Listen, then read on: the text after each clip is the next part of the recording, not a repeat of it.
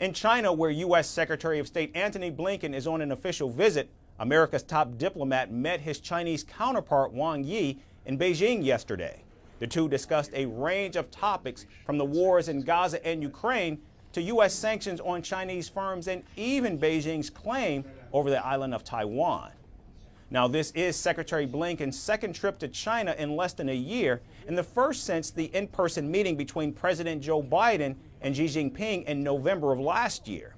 Secretary Blinken began his trip with a day-long stop in Shanghai, where he interacted with China's business community. However, Secretary Blinken was given a cold welcome in Beijing, with his Chinese counterpart making some rather undiplomatic comments on bilateral relations. But the China-US relationship is facing more negative factors and all kinds of disruptions.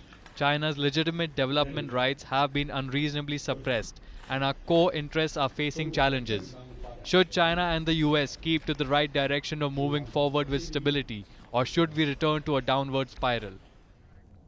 The Chinese foreign minister also warned the United States against interfering in China's internal matters and sovereignty, which includes Beijing's claim on Taiwan.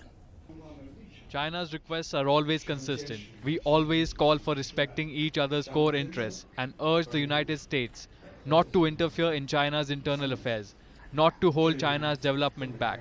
Do not interfere with China's sovereignty, safety, development, and not to step on China's red lines on sovereignty. Meanwhile, Secretary Blinken advocated for more active diplomacy between the two nations and did avoid any miscalculations as the U.S.-China ties witness a historic low.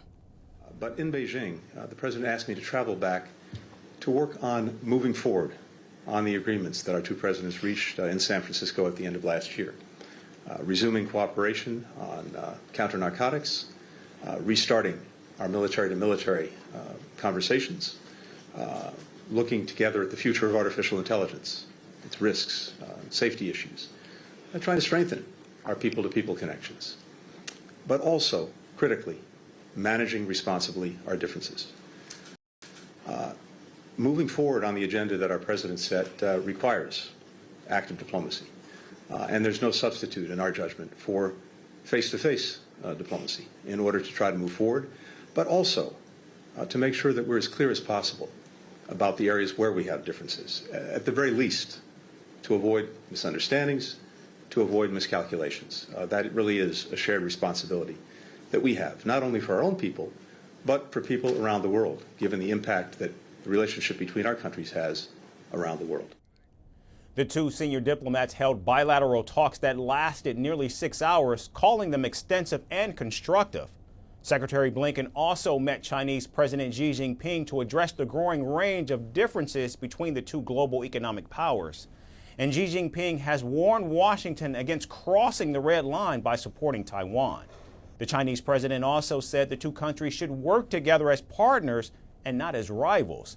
Secretary Blinken's trip to China comes amid the backdrop of the United States promising more military aid to Taiwan and potentially banning the Chinese social media app TikTok nationwide.